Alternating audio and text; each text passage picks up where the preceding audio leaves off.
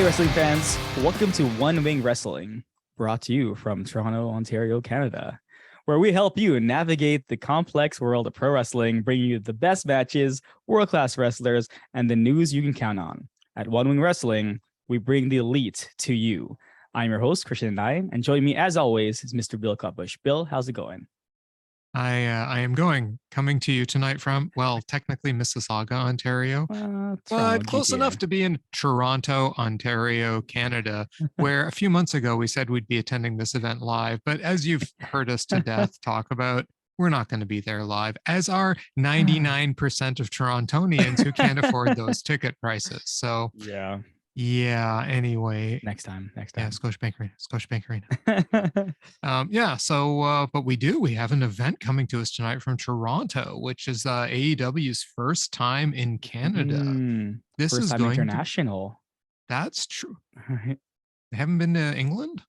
No, I guess not. That was the belt that was there. It wasn't AEW. They were saying that on the pre-show today. International. Mm-hmm.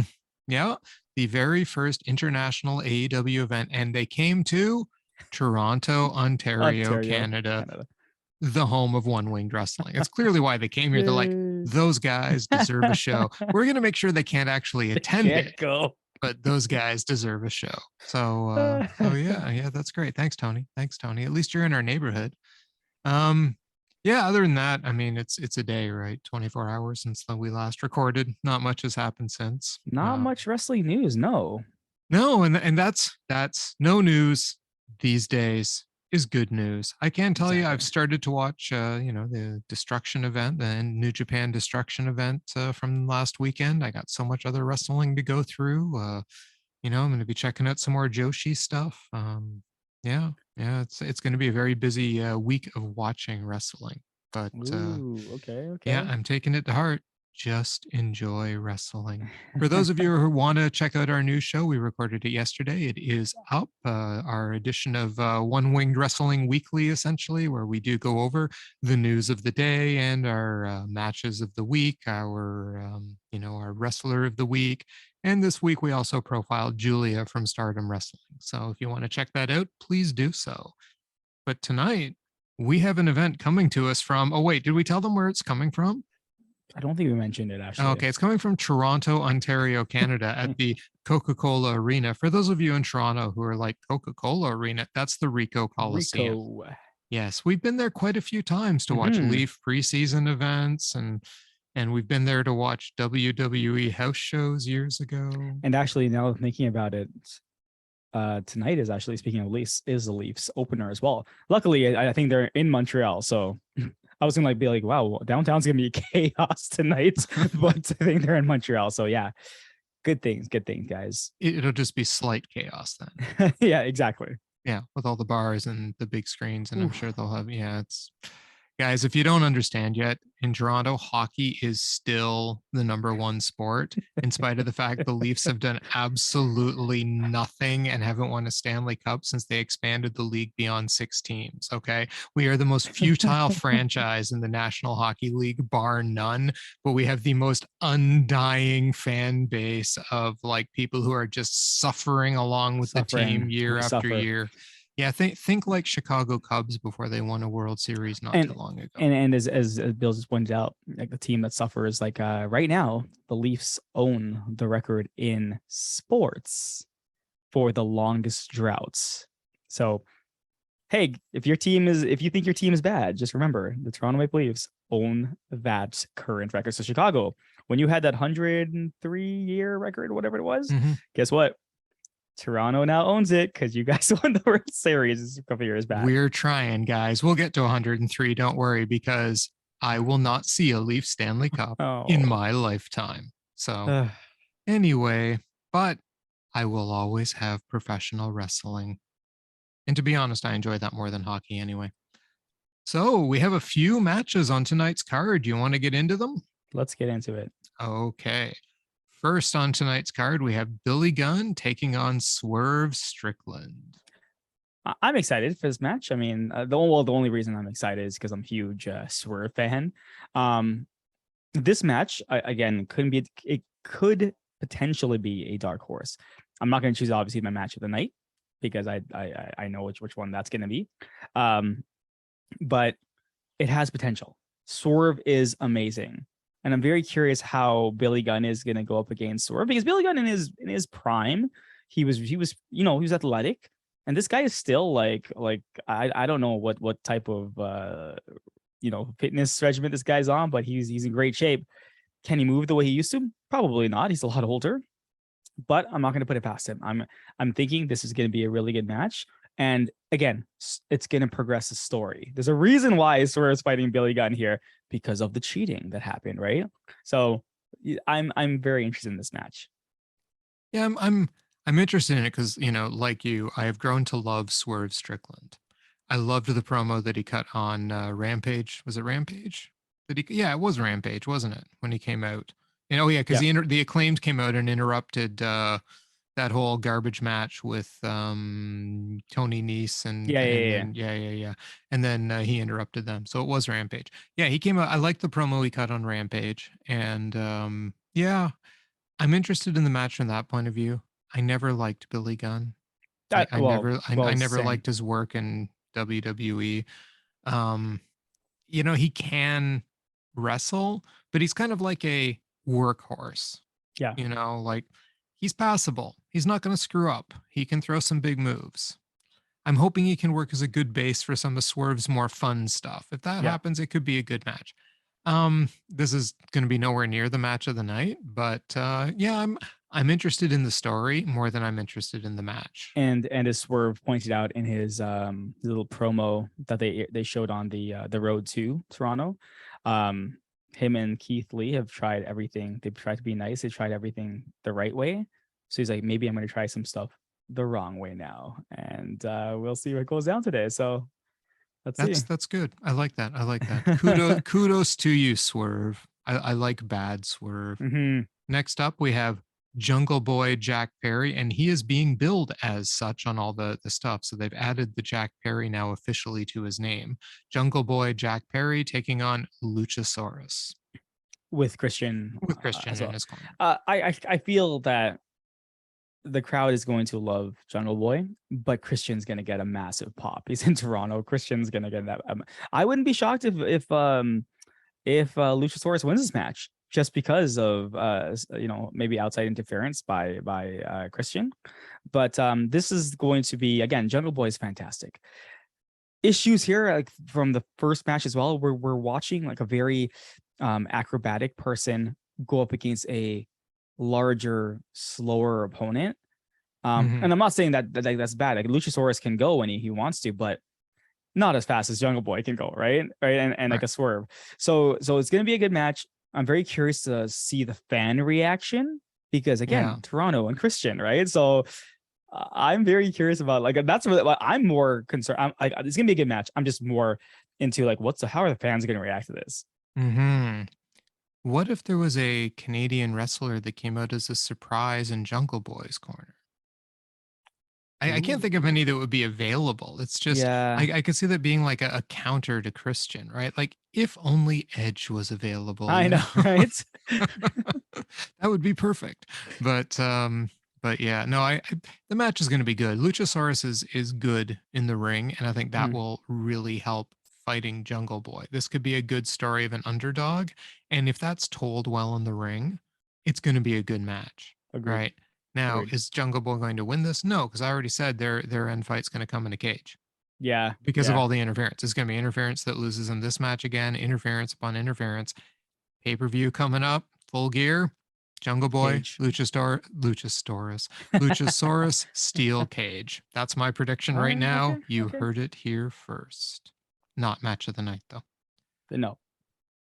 Then we have Toni Storm and Hikaru Shida taking on Dr. Britt Baker, D.M.D, and Jamie Hayter. Yeah, smartly, if you've noticed, there haven't been many singles matches for our world champion here, for our women's world champion. It's all been tag. Smart move by Tony Khan and co, because like she does better in a tag team, because it doesn't really show her flaws, right? So maybe this is good, because this way she can learn from other wrestlers and so forth. And Shida is a fantastic wrestler, so if you're going to learn from somebody, you can learn from Hikaru Shida. and Toni Storm's promo, she actually said that she fought Shida like 10 years ago back in Japan, and Shida beat the crap out of her or something like that. So she's gonna release that Shida on Hayter and Baker tonight, right? So this is gonna be a good match because again, you're not singling the worst wrestler out of the 4 outs. So it's gonna be hard hitting. I wouldn't be surprised if it turned into like some type of street fight kind of thing. But like, yeah, it's gonna be a good match. Yeah, I can see this being very good as well. If you want to hear an interesting story, so I was like messing around in Cage Match last night, right? And Cage Match, if you don't know, is a site where they record all the matches, people's ratings of the matches. It's like basically an encyclopedia of professional wrestling. Do you know what the worst rated match on Dynamite this year is so far? What is it? Britt Baker and Toni Storm. 2.68 out of 10. Whew. Do you know what the comments say the problem was? Toni having to carry Britt Baker. What? No, I'm dead serious. There's all these people bashing Britt Baker saying, oh, this match exposed her as a terrible wrestler, that Toni was carrying her through the match, blah, blah, blah. Britt. I was like, what show were these people watching? Honestly, there was one guy who said, and this was it, I've yet to see Toni Storm put on an impressive match. That guy was correct. That guy is correct. Now, let's go back to last week, though. There was a Toni Storm in the ring that we actually enjoyed. And she wasn't trying to mess around. She wasn't trying to finesse. And so I went back and I went over some of the other stuff. And apparently when she was in NXT, et cetera, a lot of her fans were saying she looks like she's phoning it in, right? Compared to how she was wrestling before. And I find that very interesting. So if that's the case, if she was in a situation in NXT where she felt like she couldn't wrestle properly, or like on the main roster, especially with WWE when she was in that horrible pie angle and all kinds of other stuff, maybe she just kind of lost her way a bit in terms of her ability to wrestle, and that she has slowly, like somebody who, you know, had a couple years off almost, has now kind of tried to get back into wrestling her old style again, right? Fair enough, yeah. Maybe it's coming out. Maybe. So you know what I'm going to do this week? I'm going to commit to going to Stardom's feed and finding the match that she did in Stardom that received really good reviews with, who was it with? I could probably find that Hikaru Shida match too. But anyway, I want to see with some of her old stuff and see how well she really did in those situations, because people, you know, they just keep raving about her. And I have not seen it. I haven't seen it in NXT. I haven't seen it in, you know, in AEW. I never really saw her on I had stopped watching WWE by the time she got to the main roster. But yeah, I just don't see it. I'm hoping tonight we will get that version of Toni Storm again. And if we do, we've got 3 other people in this ring that can go, no matter what the people on that Cage Match site were saying about Britt Baker. Fair enough. She's good. She's solid. I have no concerns that this match will at least be decent, and it could be extremely good. So, next up, we have the All-Atlantic Championship match. Representing Great Britain, we have Pac, and representing the United States, we have Orange Cassidy. I think this is gonna be my match of the night. This is one I'm obviously going to choose for match of the night. Pac is fantastic. Orange Cassidy is amazing. And his promo, Orange Cassidy is like, you know, people keep telling me I'm trying. He's like, you know, I'm just gonna go out there and win. So I have a feeling the belt's changing hands tonight, and I have a feeling Orange Cassidy is winning this belt tonight, because again, the cheating. I'm like, unless they're holding this out for the pay-per-view where Pac loses the belt, maybe. But I think possibly they want to have the trios tag team defended a bit more, because realistically it's not being defended that much, and you can't have Pac going back to back fighting, right? So I have a feeling this is gonna be my match of the night, and I think Cassidy, I really hope he wins in Toronto. I really do. That would be pretty awesome. Yeah, I'm also hoping that Orange Cassidy wins this one. Pac is incredible. Orange Cassidy is incredible. 2 of my favorite wrestlers going at it again. Match of the night. I'm gonna say it'll be the 1B. Not gonna choose it. Okay. I think it's going to be a very good match. I also think Pac can safely drop the belt here. So there could I'm going to say, yeah, we're going to see a title change. So Orange Cassidy is going to win this. I'm going with you on this one. You and I have a track record of being right all the time with wrestling. Not. But anyway, so yes, title change. Orange Cassidy will be the All Atlantic champion by the end of the night. Next up, we have what I am calling the match of the night, the ROH World Championship, Chris Jericho taking on Bryan Danielson. Yeah, another one of those matches where I don't know what the crowd reaction is going to be. Because let me tell you, Canada loves Chris Jericho. Okay, that's one thing. Canada loves Chris Jericho. I'm thinking that Bryan Danielson may get booed in this match, like just booed out of his socks in this match, because they're like, Canada is Jericho's, like, his country. So I don't think Danielson is gonna win, though. Danielson's been such a huge losing streak. His promo was great though this year. The promo that he cut for this, saying that he was talking about Ring of Honor, how he's like, if he leaves wrestling, he doesn't care about the legacy he's leaving. But he cares about the legacy of Ring of Honor, because that's what helped him get into the business. That's what made him. Oh, and I was wow. like, damn, such a good promo. And he's like, one of his first matches in Ring of Honor, he said he wrestled 5 minutes in, dislocated his shoulder. And he's like, I then wrestled for 55 minutes more. I was like, holy crap. I didn't even know that. But that's such a Bryan Danielson thing. You know what I mean? Like, this guy, we talk about Kenny Omega, like living and breathing wrestling. Bryan Danielson is exactly the same. So do I think Bryan Danielson's winning tonight? No.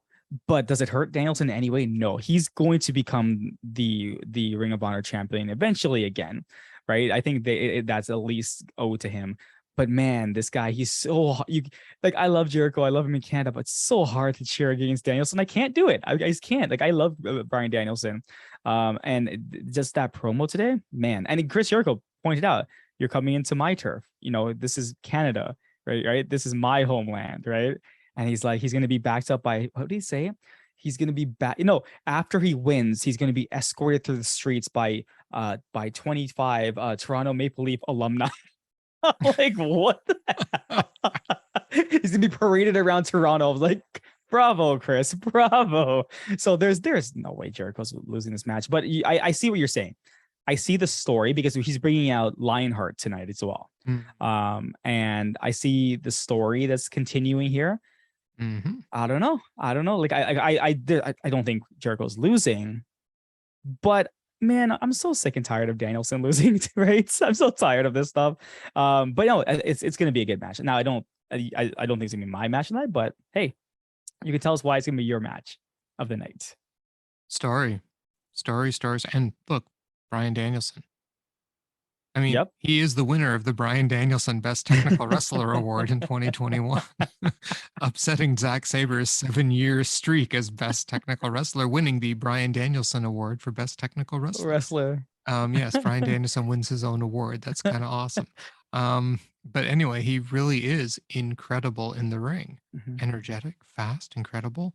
I mean, just one, like you said, he's right up there with Kenny Omega as one of the all-time greats in the wrestling ring, and he's been showing it consistently in AEW. Chris Jericho, God, what can you say about this guy, right? Like, Toronto, that crowd, when he comes out, it's just going to ignite. I mean, do you remember when he surprised us on that WWE house show? Yeah. And the crowd just went insane. If only another Canadian could come back tonight and surprise us all. I know. Listen, if that Canadian comes back tonight and surprises us, I'm going to be happy and absolutely pissed off at the same time. All right.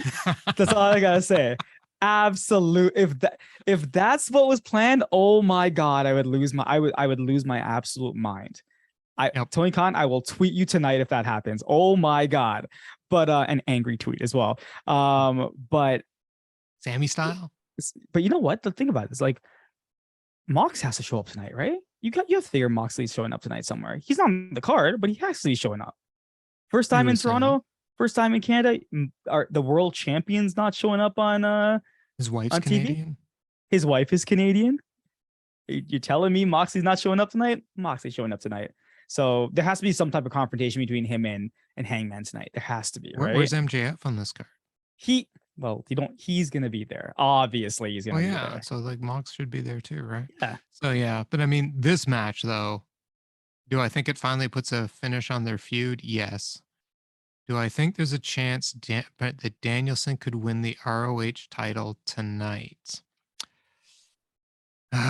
If not tonight, I really hope they carry this over for one final match on the pay-per-view between these two and then call it a few. Because like when you start getting up to 4 or 5 big matches between guys, you're starting to wear out your welcome with them. Yeah. And yeah, I don't want to see more than that. By the same token, you can't keep having Danielson lose these matches. That's my point. Yeah. Yeah. Tough one. So I'm going to say Jericho wins tonight, but of course it will be through nefarious means again. And I think what we're going to see is Daniel Garcia finally turning on Jericho, finally, like on a permanent basis. So probably. Okay. Yeah, I think that's going to be what the ultimate outcome of this is. So we shall see. We shall see. But yeah, we're going to have to see MJF tonight. We're going to have to see Mox tonight. Hopefully another Canadian comes by as we start the countdown. They got to be coming back at some point, right? They have to. Listen, as I said, if a fellow Canadian and his 2 friends from Cucamonga come back tonight, listen, I don't even want to think.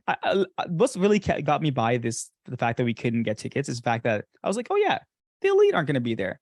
I'm okay with that. If the Elite decide to show up tonight after all this time off, and we're not there, I'm not gonna be very happy when we do our post show.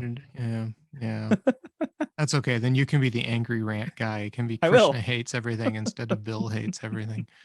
But or we could get another Canadian showing up. Like, what about El Phantasmo? Ooh, El Phantasmo. That would just be hilarious if El Phantasmo showed up tonight. I haven't got to the Who's Your Daddy match yet, so I don't know whether or not he is somebody's daddy or if he. Fun little bit of wrestling that was kind of news that was like kind of rotating around the web last night. Mm-hmm. I saw it last night and I was like, I just thought it was a joke because every now and then I'll see like a post that if wrestling isn't real, then how do you explain this, right? Mm-hmm. But obviously they show a fake thing. They showed this guy wrestling a dog, and the dog was beating him up. Do you know who that guy was, Bill? Because they said it on What Culture Wrestling this morning, and they're like, "Hey, you should follow this guy." His name was Psycho Mike. Does he ring a bell, Bill? Yes, he does. Yeah, we saw him wrestle at the Oriental Wrestling Entertainment, I think they're called. OWE event that we went to in Toronto. And it was him. And the funniest part is he cut a promo on the dog, and he said, the dog hasn't had much training, and I tried to work with him. Clearly he went into business for himself. I'm like, this guy is friggin' hilarious. And they kind of said, you got people should go follow him. But I'm like, hey, I watched that guy live. So I'm like, oh my God, Psycho Mike. Exactly. Psycho Mike. Cool beans. Yep. So that is our show for tonight. Ooh. I know. Well, not the show for tonight. That's the pre-show for tonight. Well, yes, I meant the show that's coming up for tonight. So what do you say we go watch this bad boy? Let's go watch this show. We will be back.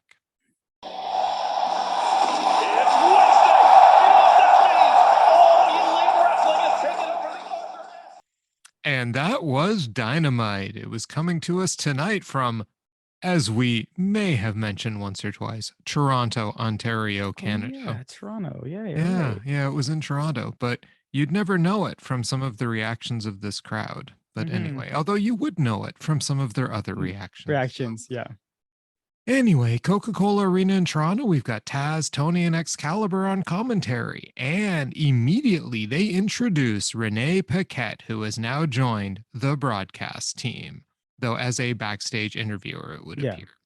So she comes out on the stage, she welcomes everybody. She's getting an insane reaction from this crowd because we all know she's Canadian.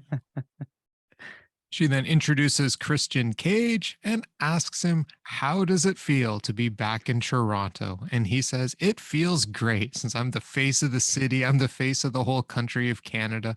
I'm going to guarantee a victory tonight. This is locked in. It's like the Leafs losing in the first round of the playoffs, guaranteed. Ouch. I immediately Ouch, laughed my Ouch. ass off because I'm I like, laughed as well. yeah, I laughed as well. because it may hurt, but it's the truth, guys. Then he introduces Luchasaurus. And you know you're in Toronto when the sign that you see all night as people walk down to the ring says, Thai cats suck. For those of you that are not in Canada, the Tiger Cats are a Canadian Football League team that almost no one in Toronto gives a rat's patooey about, because almost no one in Toronto gives a rat's patooey about the CFL. So obviously this guy, maybe he was from Winnipeg. I don't know. He must have flown in from somewhere because I didn't know we had Argos fans in Toronto. Do people actually go to Argos games? I guess maybe because it's cheap.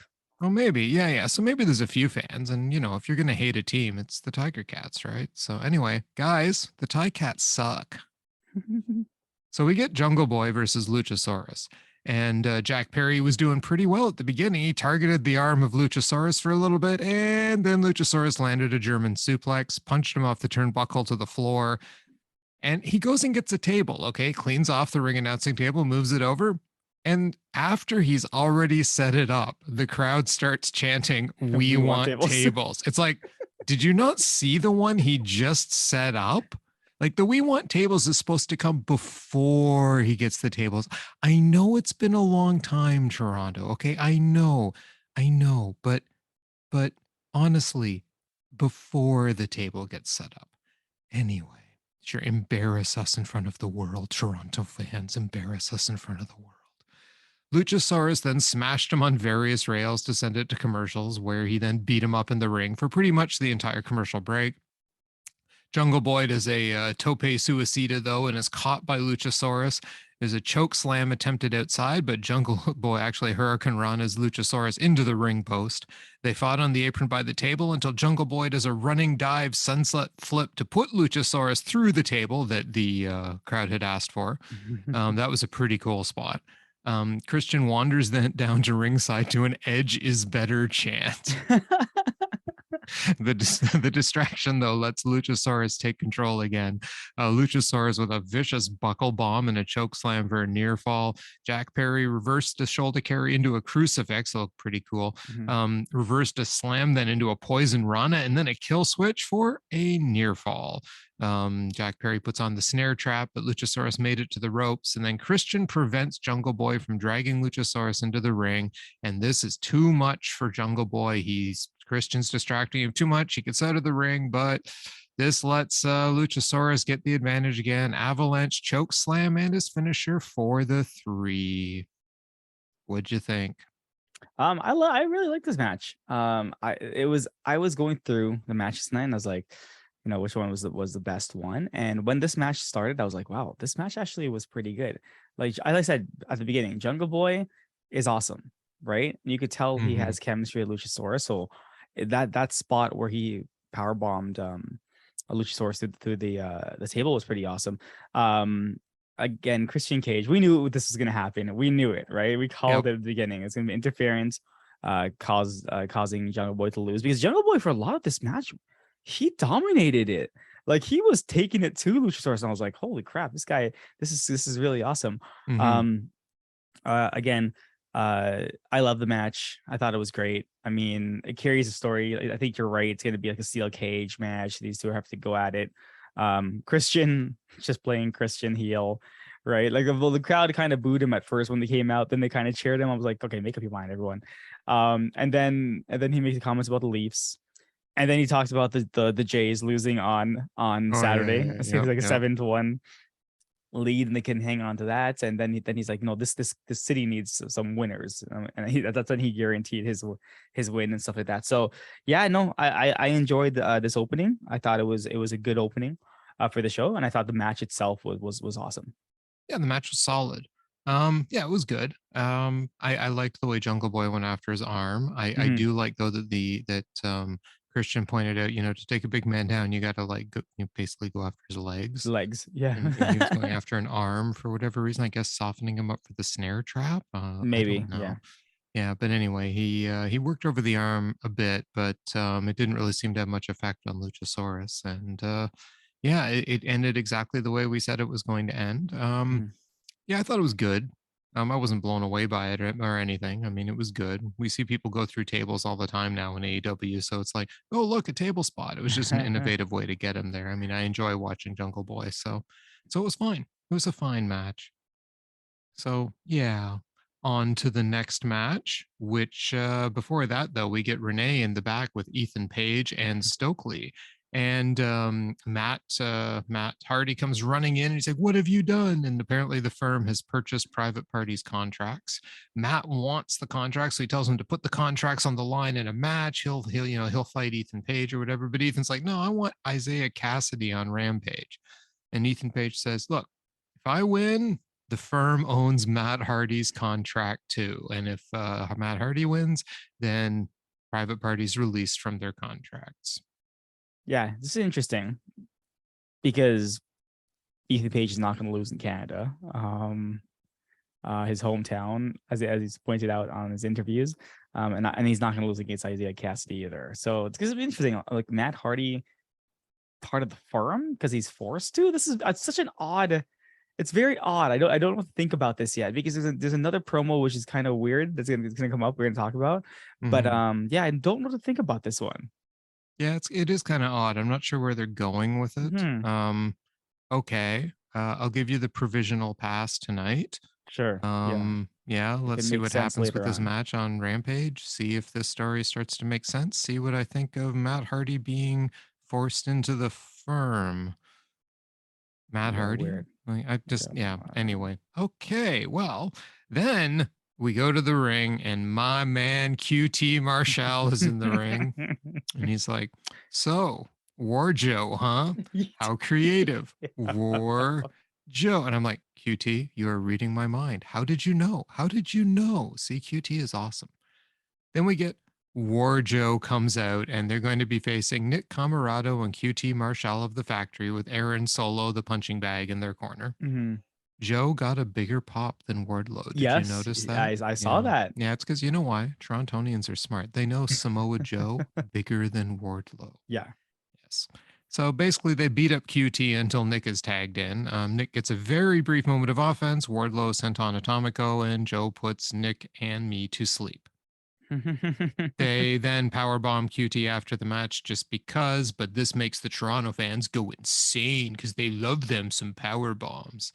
Fortunately, this is interrupted by Prince Nana and the embassy, and Brian Cage, also reading my mind, says, "No one wants to see you powerbomb QT." This is correct. Well, I don't. No one wants to see you stick your nose in our business with FTR, but of course, FTR comes out. And Dax says, "Hey, there's three of you, and these guys have wrestled a match already, so they're like tired." I mean, I guess he's giving them no credit. They're not Pac, right? So they can't just wrestle two back-to-back matches. And he's like, "But we have the perfect partner."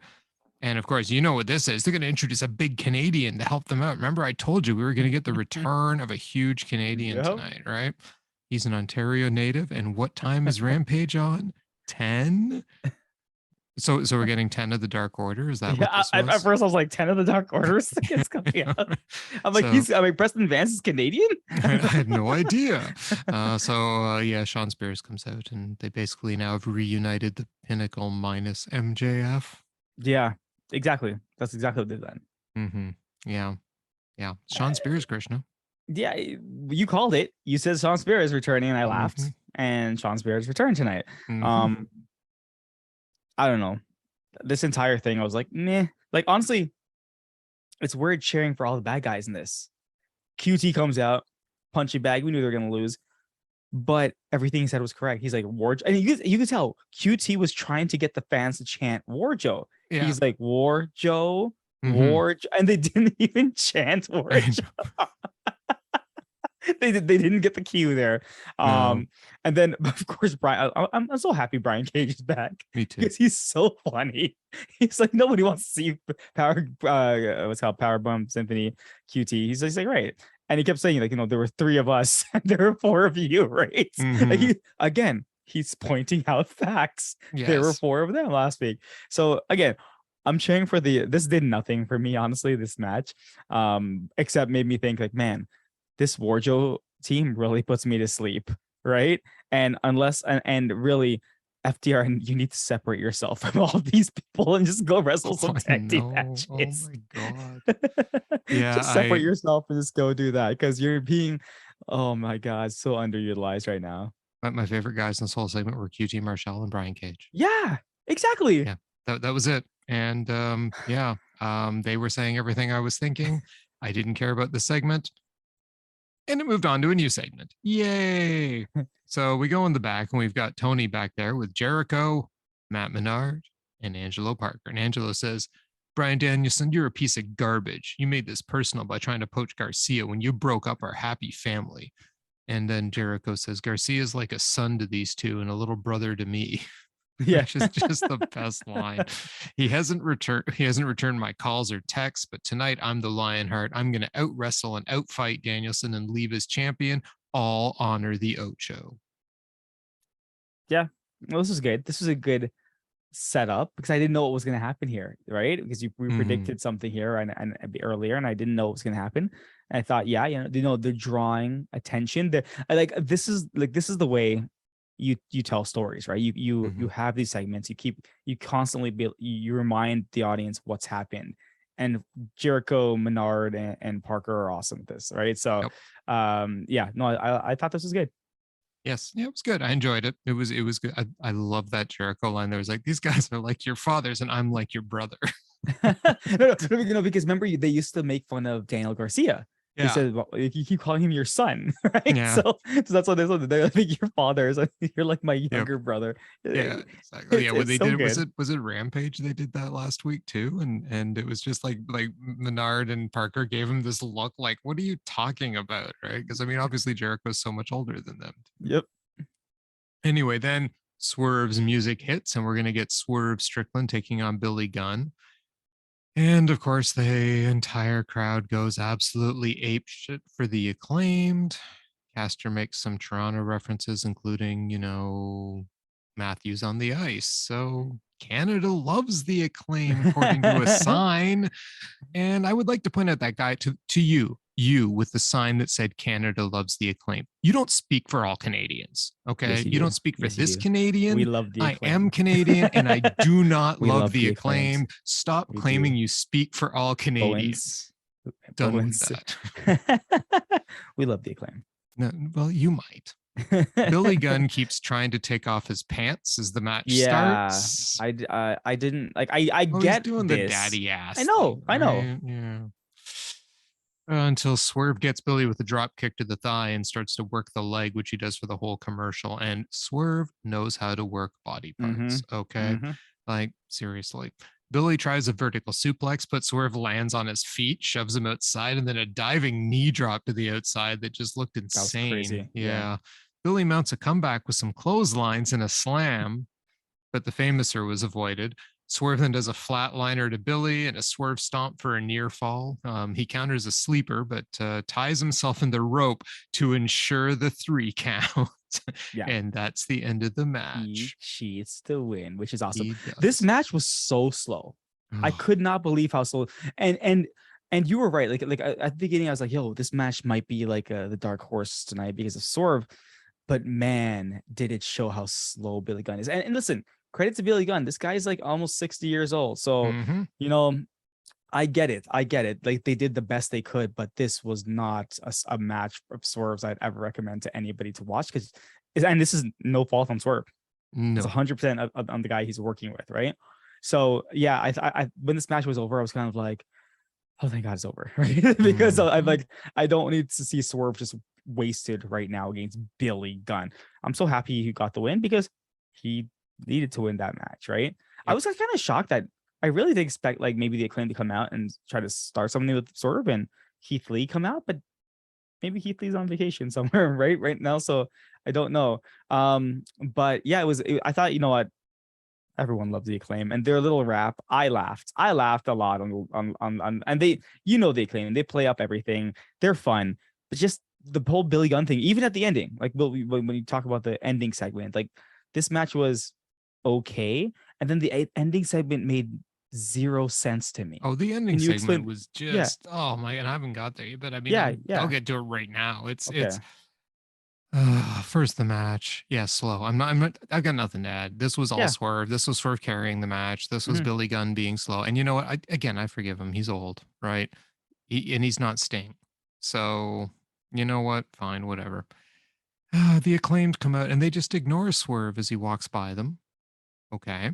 And they make daddy ass feel better by going to scissor him, but then they're interrupted by Mark Sterling as says, "Hey, you ignored my email. We have a document that says that now we own the trademark to scissoring in wrestling." So apparently Mark Sterling's new gimmick is buying up all the trademarks after he bought Varsity, and the Varsity Blondes can't be the Varsity Blondes anymore. And now he's like, "You can't scissor. All of your t-shirt money goes to me. Maybe we can work with you. Until then, scissor me, daddy, niece." And then they scissor each other, and then the Acclaim just look confused in the ring, and the segment ends. There are a few missteps here on this Toronto show that this was one of them. I'm like, we always talk about this. AEW gives the fans what they want, right? This was so weird. And there's going to be another one that we're going to talk about in a bit. But this was just so odd. I was like, what is happening right now? To the point where I was like, hey, Bill, guess what? Guess what? The fans wanted to see daddy ass scissored, okay? Mark Sterling is my new hero.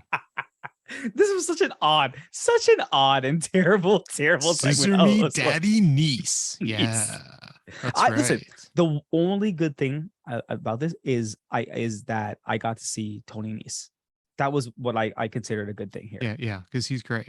But he's good. Honestly, okay, if I have to take a step back, I mean, all kidding aside with me and the scissoring thing, I mean, look, this is getting kind of silly, the whole I'm buying up trademark stuff. I mean, this is your gimmick now. It's weird. Oh, it's just weird. Okay, sure. We're getting really sports entertainment-y here, but okay, whatever. I guess if you're going to have the classic sports entertainment intro with the Acclaimed all the time, you might as well throw them in sports entertainment storylines, right? Do they need to get their trademark back now? Are they going to buck the system by scissoring against the trademark and risking lawsuit? This is so dumb. Yeah. Very, very dumb. I mean, the only way to make the Acclaimed worse is to put them in a storyline like this. Thank God they went backstage to MJF. Yes. This was before we talk about that. Did you notice the green sign in the audience? There was a green sign in the audience right by the ramp, and it showed up right at the beginning, but the guy never held it up anymore. All it said was, all it said was, "We want Omega." Oh no, it showed up again later. I wrote it down as my sign of the night. I was going to mention it later as my sign of the night, so you've preempted it. Sign of the night. You know why? You know why that sign of the night? Because we want Omega. We want Omega, exactly. Yes. Man. Continue. Yeah. Anyway, MJF, he's in the back, and he's asked about nearly shaking hands with Yuta last week. But then MJF gets cut off by Stokely, and Stokely's like, "Hey, we did it." And MJF just looks at him and says, "Hey, you interrupted me. That's hysterical. Doesn't find it funny? Daddy, you're on timeout." Strike 2. Next time I fire you. He mentioned strike 1 was last week with his interrupting them in the ring. He says, "Take your Carlton Banks wearing ass out of my shot. One asked me about and then he turns back. He goes, "One asked me about Regal. Willie, you're about as villainous as Mary Poppins. We have a dark past. You don't want to be reminded of your dark past, and I'm not afraid to tell the story." Was I going to shake Yuta's hand? I don't know. I did a lot of self-reflection. I learned at a young age, nice guys finish last. Everyone in this locker room hates me and wants to kick my ass. You don't know what it's like to be MJF, waking up every morning and knowing I have to be the bad guy. I've broken mirrors punching my reflection. When I walk through that curtain, I don't like me either. But I'll be champion. I'm the man with the plan, with the chip, and I'm the man that's a generational talent. are we seeing the MJF face turn here? Is that what we're Kinda. seeing? But Because first off, the whole handshake, he didn't really want him to beat up to interfere in that match, right? Because they kind of interfered after the fact. Then he totally insults Stokely, right? Like, I love he called out. He's like, "Oh, look, it's another wrestling trope where you interrupt me when I'm about to do my promo." I was like, "Wow." That was pretty great. Right? But then the whole I didn't want to be the bad guy, but because the good guys finished last, but I'm forced to be the bad guy here, right? And I don't want to. And I was like, I punched the mirror. I was like, what is happening right now? Is MGF gonna be a good guy? I'm like, again, very confused, but a great promo regardless. Regardless, great promo, right? Like, I'm interested. Tell me that story of Regal. I want to know what happened, right? But yeah, no, I'm whatever's happening with MJF, I'm in for it. Yeah, no, I loved this promo. I absolutely loved it. I loved the intensity. Mm-hmm. He went from like the, laugh it up comedy bit thing with him, but just angry sarcasm laughing straight into like just dark, like a really dark place. And it's like if you're going to face turn someone like him, right? It's clear like he's almost saying, I hate being this guy. I Mm-hmm. hate being the bad guy. I hate it so much when I look at myself in the mirror, I punch my reflection, right? Like it's so like viciously dark, Mm-hmm. but it's the kind of thing that you could see a guy crawl out of, right? And so I think that what we're seeing here, I hope this is what we're seeing here, is a masterpiece of storytelling. Like the idea that you're going to build up a face out of this to end all faces. Right. It's just I think we are in the midst of watching a true superstar in the making, Oh yeah. and it's going to be a fun ride. So I'm in for it. I want to see where this is going. I'm completely intrigued.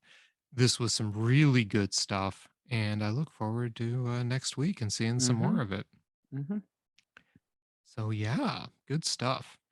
Then Tony says next week he's in the ring, and he goes, next week we're live on Tuesday for the AEW World Title match between Mox and Hangman. And so Mox comes out, and I was thinking as he comes out and he's wandering, trying to find his way to the ring, I'm like, well, his wife's here now. Maybe she can help him find his way to Get the to the ring. ring. I mean, wives are good. My wife's always giving me good advice and help and stuff like that. So maybe she can help him. But anyway, Mox finally gets to the ring and he says, after 3 years, damn, it's good to be in Toronto. And for much of that 3 years, I've been the AEW World Champion. He's not wrong. They've Mm-hmm. come from all over to knock me off the mountain. They all think they want what I have, but it ain't easy. It ain't all fun and games. Everyone wants something from you. You live it every day in pain. A lot of guys can't handle it. Some self destruct, some faster than others. Mm-hmm.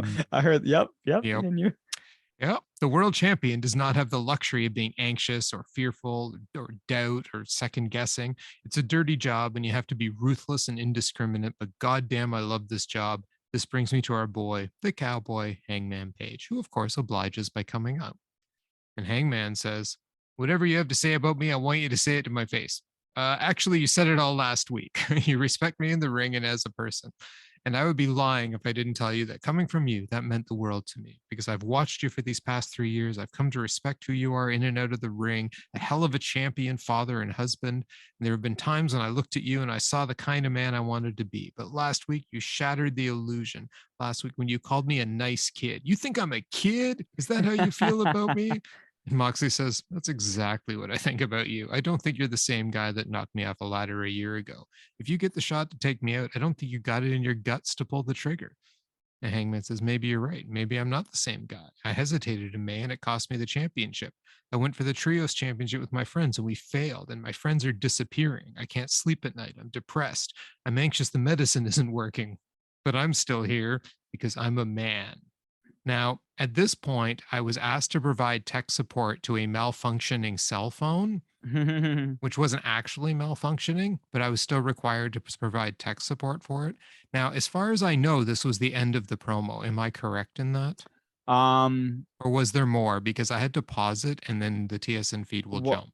Well, he when he said his friends are gone, and he said he even said even my old friends are gone, Yeah, and I was like, oh wow.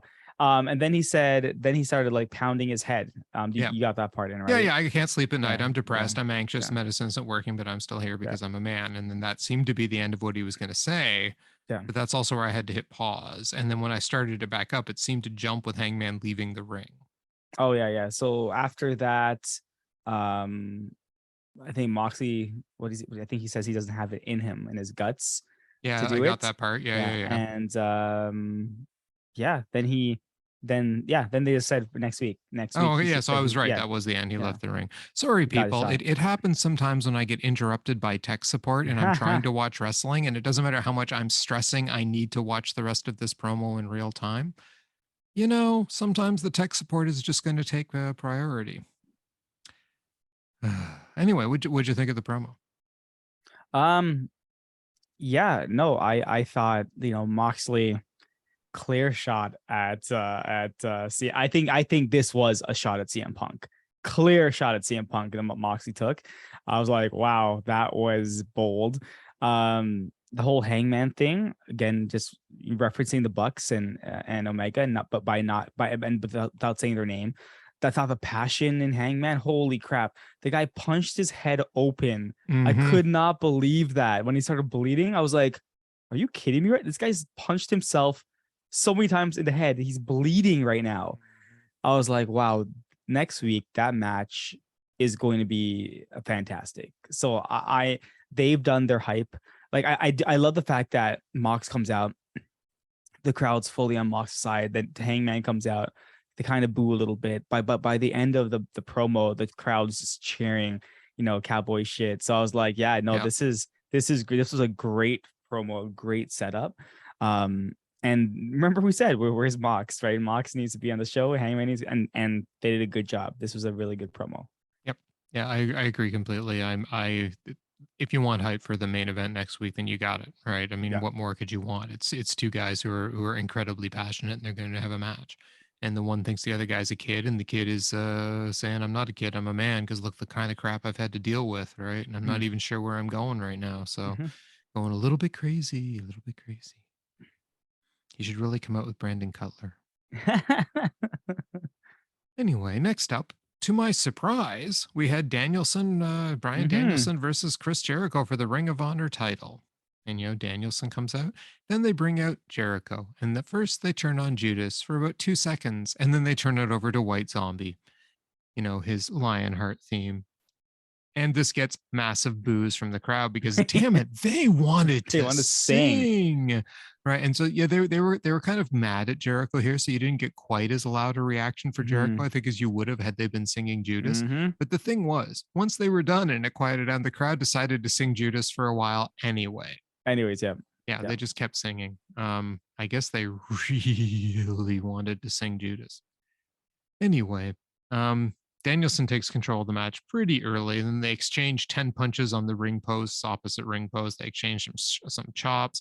At this point, the Canadian flag in the background is hung upside down for some reason. I Yeah, didn't I don't know. understand why.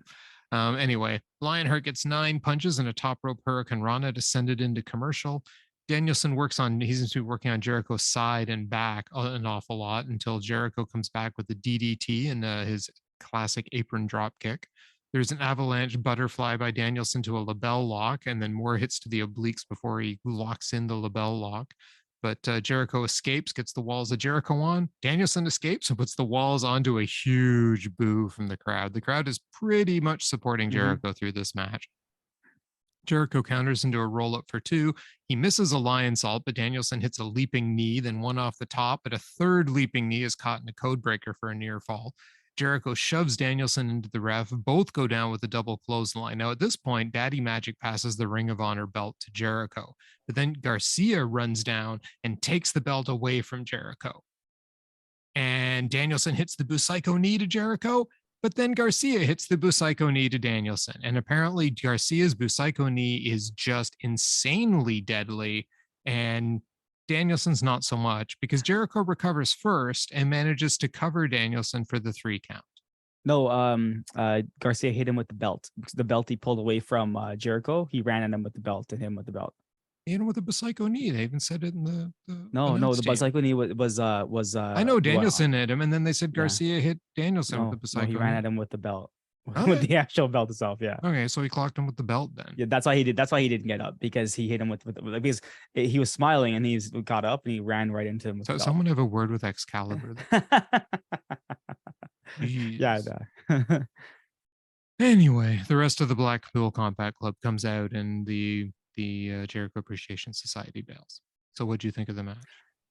It was good. No, the match was good. I knew this wasn't gonna be my match of the night because I had obviously seen the lineup. I thought the match was good. When I saw Garcia run out, I knew he was on Jericho's side because the way he was dressed. I always look at the way that Garcia dressed. He just like a hipster when he's with Jericho, and when he came up with a tank top and those pants, I'm like, that's not how he normally dresses when he's a good guy. And then I'm like, I see what's happening here. And it did kind of, and the minute he pulled away the belt, I was like, wait, something's gonna happen. But I got confused when Danielson hits Jericho with the psycho knee. I was like, wait. So wait, I was so confused. But then obviously that's when the change happened. Match was good. Psycho knee. Yeah, the match was good. I don't know. You got to understand. I really do like the fact that Daniel Garcia is still in the Jericho Appreciation Society. I thought he's fantastic there. I never think he should leave. And it's really fun now because remember, Jericho said he's bringing down the Ring of Honor to the Ring of Dishonor, right? Mm-hmm. And now both belts, like the main belts, are kind of like owned by Chris Jericho and Daniel Garcia. I think this is it's good, but the match itself, I thought it was really good. But it's kind of like we've seen this before, kind of thing, right? So I thought good match. It's continuing the storyline, doesn't really hurt Danielson. The Blackpool Combat Club kind of came out at the end, but the funny part is they didn't come right into the ring. They circled the ring and they came from the back, which led the Jericho Society to just jump out of the front. I was really confused. I'm like, what's happening right now? So yeah, it was interesting. It was interesting. That's all I'm going to say. So yeah, sure, interesting. I didn't love this match. I had picked this as going to be my match of the night, but they didn't do it. And part of it was, you're right, I've seen it before. The other part was Danielson wrestled at about half of his usual self. Probably because he realized he had to wrestle more of a heel style and tone it down because Jericho was going to get all the cheers anyway. But he was missing a ton of his usual wrestling offense, right? It just felt like this is Danielson at half speed. Yeah. Jericho was just kind of okay. I don't know. This match didn't click for me at all. I was just watching it going, oh, okay, fine. And then, shenanigans start, whatever. Garcia comes out. I was actually surprised. I didn't catch the close the way you did. So I was actually kind of surprised. I'm like, oh, he took the belt away. So now we're going to get the whole turn thing, blah, blah, blah. But no, then he, what I thought he hit him with the knee, but apparently hit him with the belt, which I'm not going to call the belt psycho knee. Anyway, so he took down Danielson. Jericho covers him. I mean, okay, secret guy clocks other guy with a belt and then gets the ref awake and covers the. I mean, oh my God, hello people, can you come up with a more screwy finish for this match? Like, I get it's furthering the storyline, but I've seen storylines like this a million times before. Yeah, nothing. I don't need stories like this. I need stories in the ring. You know what I mean? I don't need continuous sports entertainment-y, let's go argue now backstage soap opera drama style. I want matches. I want the story told in the ring. Because it's okay to have the occasional outside segment, of course, because that can help build. But the vast majority of the storytelling should be done in the ring. And with this story right now, they're doing the vast majority of the storytelling outside of the actual match, and the match suffered as a result. There were a bunch of matches on this card tonight to me that were better than this match that I had originally picked as my match of the night. Given the caliber of the two guys in this, I can only say this was a colossal disappointment to me. Better than a lot of matches I'd see elsewhere, but colossal disappointment considering the match. I think the entire thing was a botch, and in terms of I get it. the whole like let's trick the fans thinking they're gonna play this. And as I said earlier, sometimes you just need to give the fans what they want. And this is something that we always talk about AEW is like, you know what? They're not the type of company to like let the hometown guy lose and blah blah blah blah blah. Right? They actually do the good things. Well, you're telling me that first of all, you stop the Acclaim from doing their scissoring. You stop the fans from singing along with Jericho's theme, and I'm like, what else do you have in store for Toronto with AEW? Again, I am not. Listen, I am not sad. I missed this event. Oh God, no! After right? seeing this night, I'm After like, seeing thank it, God. I am not sad. One thing would have changed it, obviously, if the Elite showed up. But I mean, like, I'm definitely not sad because watching the matches this week, after we talked about last week, how it was almost flawless. This week, yeah, You I took don't a know. giant step down this week, AEW. Yeah. But yeah, I mean, Krishna, you got Sean Spears. Oh, I know. My prayers were answered. Yep.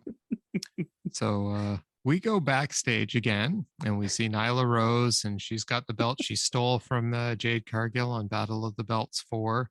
She's there with Vicky and the rest of her group, and Renee. Anyway, Vicky introduces Nyla as the TBS champion. Renee points out that the belt's stolen, and Nyla goes, "Renee, I know it's your first day on the job, but possession is 8/10 of the law." And then Anna JAS interrupts. Yep. And she says, "I see you parading with the belt, so wrestle me Friday. I beat you, and I can walk around with the belt." So Nyla's going to whip Anna JAS's ASS on Rampage. Yeah, I don't understand this. I don't get it. Like it's funny. It's actually like Nyla Rose makes me laugh because I just stole the belt and she's parading around as the champion. Yep. But like the whole Anna J, how you can't challenge for the belt because it doesn't belong to Nyla. Like this, none of this makes sense. Like Tony, we understand that you still have to book matches, so you would still have to okay this match, right? Like we're not dumb here. I mean, come on. Anna clearly mentioned that she wants to do it like with sports entertainment, right? So I mean, clearly this is sports entertainment booking. It doesn't have to make sense. That's true. That's very true. It's just some people in a backstage sketch, and we're gonna, what's his name? Teddy Long's gonna run out, and we're gonna have a tag match out of it or something, right? Things just happen. Things just happen. It's the way it works. Why are we questioning these wonderful backstage segments tonight? I don't know. Anyway, and then we have Jamie Hayter and Dr. Britt Baker, D.M.D, taking on Toni Storm and Hikaru Shida. Now, what I found interesting about Hikaru Shida's entrance was she's wearing 2 belts. So I looked into this a little bit because, as we know, I'm on excursion to Japan. So Hikaru is carrying the International Ribbon Championship, which is the tag team for Ice Ribbon. Her tag team partner, Ibuki Hoshi, near the end of September, they won those titles together. So she is the Ice Ribbon Tag Team Champion. Yep. She is also wearing the Regina de Wave Championship from Pro Wrestling Wave, which is another Joshi promotion in Japan. She won this on August 14th. This is actually apparently her home promotion, if the roster page is to be believed. She won it in August 14th from Suzu Suzuki at Wave's 15th anniversary show. I have now saved the highlights of that match to my YouTube thing and will be watching it later, because I'm going to guarantee you that chunks of that match will be vastly superior to chunks of many of the matches we saw tonight on AEW. Anyway, Jamie Hayter and Hikaru Shida start off the match together. Shida with some solid strikes on Hayter. Storm gets tagged in and lays in some pretty solid striking. Britt holds her leg, though, allowing Hayter to gain the advantage into the commercial. We get some hot tags after that. Shida and Britt in the ring. Shida does a jumping knee to Britt. Hayter interferes with Shida's turnbuckle punches, but then just gets suplexed in, and then Baker gets suplexed onto Hayter. Shida with a Meteora off the ropes, but Britt blocks the unsheath the katana kick. Hayter gets a backbreaker. Britt goes for the glove, but Shida fights off both until she gets double thrust kicked. There's a lariat and then a curb stomp, but Toni breaks up the pin to Shida. Storm then gets Tornado DDT with an arm lock on it. It actually looked pretty solid. Storm 0, but the pin is interrupted by Hayter. Shida goes for a suplex. Baker counters, goes for the lockjaw, but Shida counters again. Shida gets a slam, and then there's a rolling series of pin attempts, ending in Shida on top of one and getting the 3 on Britt Baker. Yeah. Well, this is a good match. It looks like they've kind of focused on Jamie Hayter coming out like explosive. Like that's probably the best thing for her. Her Storm Zero still sucks. Every time I see that move, I'm like, this is a terrible. Like how like this is one of the worst pile drivers, and this is a finisher. Get out of here. The crowd popped for Jamie Hayter, like absolutely, and I love how Britt like to the camera. Yeah, she's my friend. That's my friend. But yeah, you could tell like Hayter is still like number one in the fans' eyes at the moment, which I don't disagree with. Like she's awesome. But Storm getting better, like better again. So that I'm seeing. Not much to complain about, like in regards to like I didn't see any like glaring botches or anything. It moved at a pretty fast pace. Nothing seemed slow, nothing seemed like it was just out of place. They wrestled well together. And I think at the end, the whole roll-up thing, like even though we saw it kind of like last week as well, like the continuous roll-ups. I love how Taz pointed out, the more that you roll, the harder it is for that person to escape. Like he's adding some color into there. I thought it was a good match. Like not some of the selling that these women do, like that the stomp that Britt does is so cool. And Shida sells it so well. Like but by the end of the night, we're gonna talk about a master seller. Yeah, no, I thought this match was good. I thought this match was really good. Good job again, AEW, like putting on a very, very good women's match. Now put on a singles match to this caliber as well. Right? I've been seeing a lot of tag matches recently. They've been very, very good, but they're going to be meaningless to me unless you start adding a tag team championship for the women's, right? So like, let's get some singles matches since again, we're trying to build up the women division, put some more matches on TV, and yeah, then we'll further judge. But overall tonight, I thought it was a really good match. But Krishna, they give us singles matches on Rampage and Elevation. No. On the real TV. Yeah, real TV. To give them some more. Yeah. Can we just take a moment to admit that Hikaru Shida was the star of that match? Yeah. She was amazing. She was absolutely amazing. But she's always been amazing. Yeah. I mean, she's one of the best wrestlers they have. And watching her work in there with all of these women it was phenomenal. Toni Storm, you're right. Her big flaw tonight again was just the Storm Zero. God, it looks terrible. I don't like that. She just give her a good finishing move. Yeah. And she could come a long way because honestly, she looked good tonight. I even liked like I was impressed with the way she kind of put the arm into an underhook when she went to do the DDT. I'm like, it's little things like that make things look more impactful and better. I'm starting to wonder if maybe she just had a lot of rust to shake off. Maybe. Right. And that working with these women week after week in these tag teams has helped her shake this rust off, this kind of like, oh God, I've been in the WWE system for years, rust, right? Maybe. So maybe we'll see what happens. She's had a couple good weeks, credit where it's due. She's looking better. She's no Hikaru Shida. She's no Jamie Hayter, but she's looking better. See, there's the match I want. Hikaru Shida versus Jamie Hayter. Jamie Hayter. Agreed. Take my money. I'm there. No problem whatsoever. I think I've been getting spoiled because I've been watching such amazing women's wrestling for like the last week. And I'm watching these guys go out. I'm like, this was really good, but Hikaru Shida is clearly the best person in the ring. Yeah. Right. And coming out of the Japanese system, it's insane how good she was. But anyway, so yeah, to me, this was my second favorite match on the show. And then we get to Orange Cassidy versus Pac. Now, neither one of us have named a match of the night yet, and there's only one match left. So I think it's pretty clear where we're both going.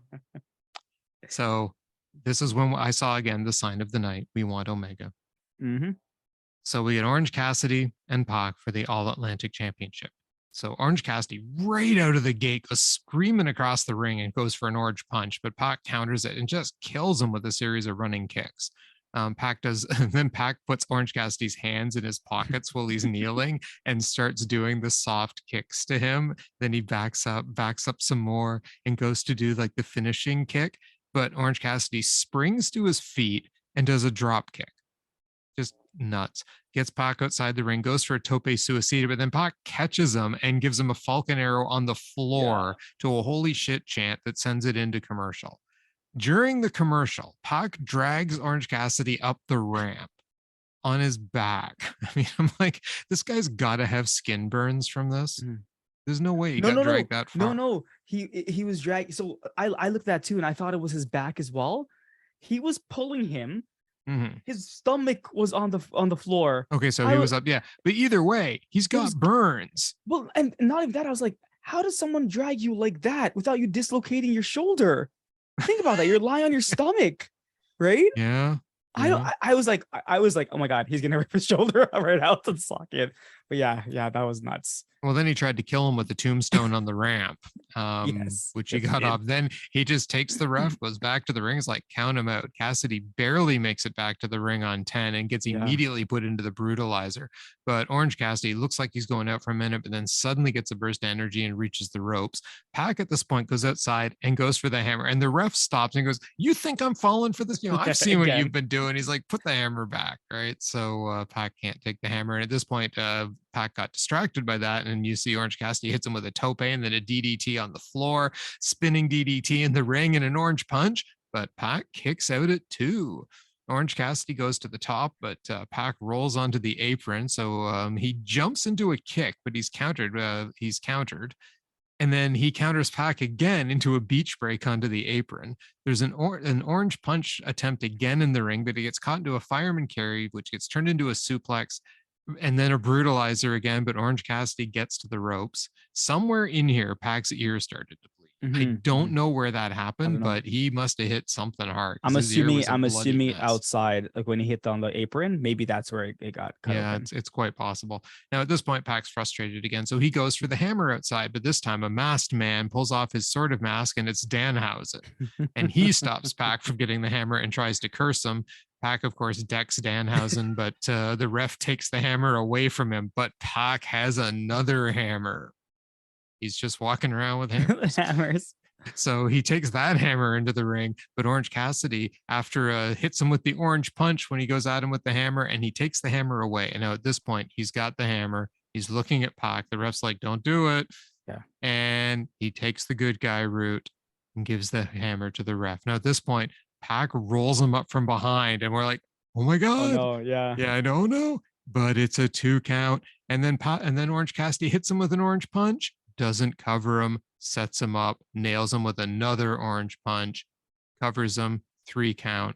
Orange Cassidy is your All-Atlantic champion to massive amounts of orange confetti. And a hug from the best friends. And a hug from the best friends, who then came out to congratulate. Yeah, it's about time. It's about time that Orange Cassidy, one of the early signings of AEW, got a belt. He's worked his butt off. Like they even said, like this guy's had 68 or something, 68 wins or something like that. And I was like, and he doesn't even have a belt yet. It's so weird. But so happy for Orange Cassidy. Nice send home for the Canadian fans. Good job winning in Toronto. Pac, man, if there's a guy who's like almost one of the most perfect wrestlers you can have, it's Pac. This guy sells on the same level or even better than Kenny Omega. That when Orange hits him with the beach break where you get this tornado dude, and he literally like lands on his head and barely like his back. I was like, how do you fake that? How do you fake that, right? And he did it twice, and I'm like, this Pac sells, and this like his storytelling, everything about this, perfect. Pac is perfect. So just watching him, like, you know, obviously, again, he's still the Trios champion. So let's not forget that. Give up one of his belt, being the first ever dual champion in AEW. Let's remember that. This was great. This match was great. Like it told the story. Like was Orange going to use the hammer again? Was Pac's cheating actually going to succeed? Because when he pulled that second hammer out, I was like, are you kidding me? It's another hammer here. It's another hammer. And then he's on the ropes. He's pulling like the tights. I was like, is he really gonna? Nope. Orange Cassidy makes it out. Orange Cassidy's the new champ, and I This was my match of the night. This was by far my match of the night. Yeah, my match of the night too. This was about as good as you could get from these two. I mean, it was such a good match. The storytelling was so good. The moves were so good. The selling was so good. I mean, you're right. The in-ring storytelling was phenomenal. You know, it was even up the little things, Pac putting his hands in his pockets because Yep. he's just so fed up with that crap, right? And he's gonna do it to him. But then Cassidy just so explosive out of those downed positions. It's just crazy, right? Like the counters these guys can do to each other, the slams, it was just, you know, the story with the hammer multiple times, the ref actually having caught on, like, yeah, I know Remsburg, what yeah. you're trying to do. Yeah. Yeah, Yeah. Rensburg Yeah. was all over him for that. And yeah, it was so well done, right? Really, really good match, Omega level match, Yeah. 100%. Yeah. Well, So yeah, you have an Omega level wrestler in the ring. yes, and a And nearly level one with yeah, Orange Cassidy. yeah, and no offense to Orange Cassidy, no offense Mhm. to Orange Cassidy as well, because he's so awesome. Yeah. But Pac is perfect, man. Like this, if you want a perfect Yeah. wrestler, this guy, holy cow, he's just made. And think about it, the way that WWE uses this guy, and what he is here, and what what he was here in the Independence or wherever he was.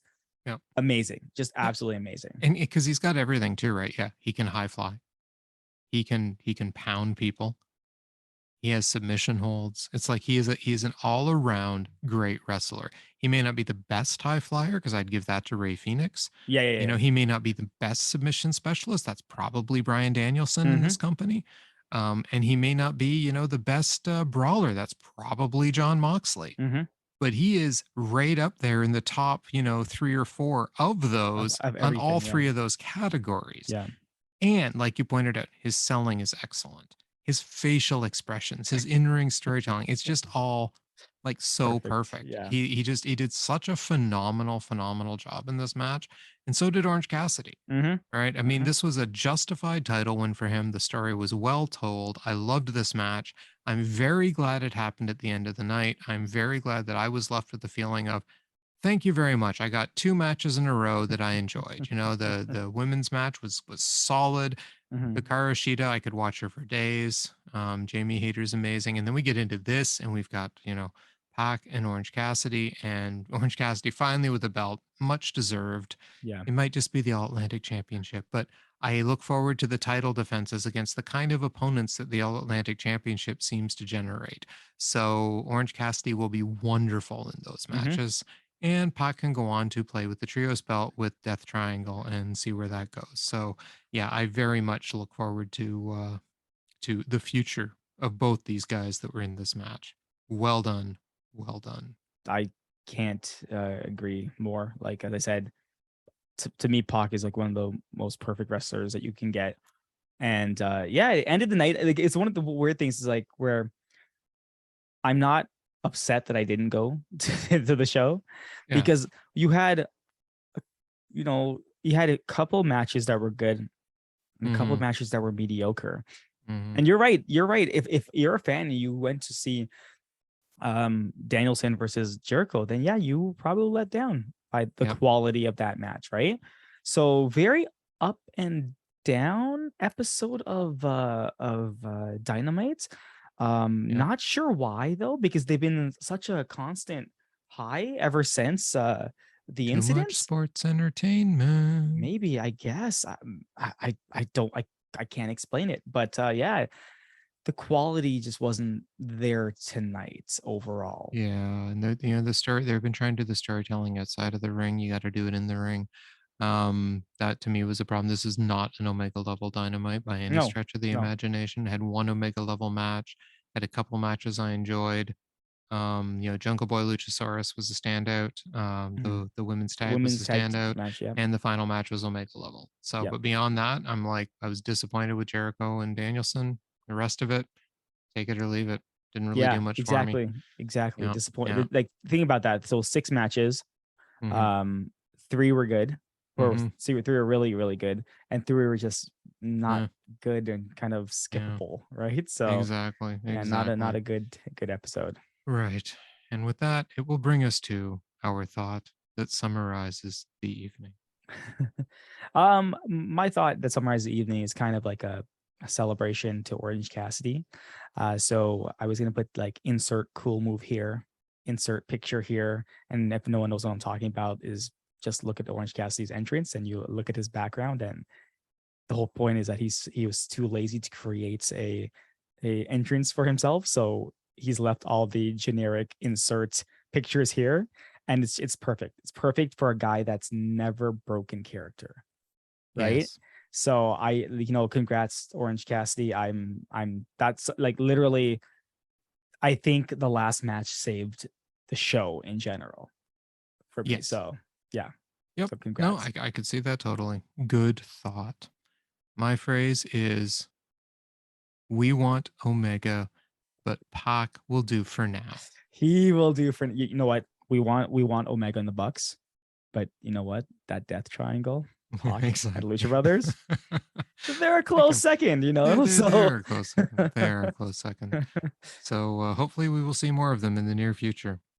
But for now, and as the great one always says, goodbye, everybody. Good night. Bang.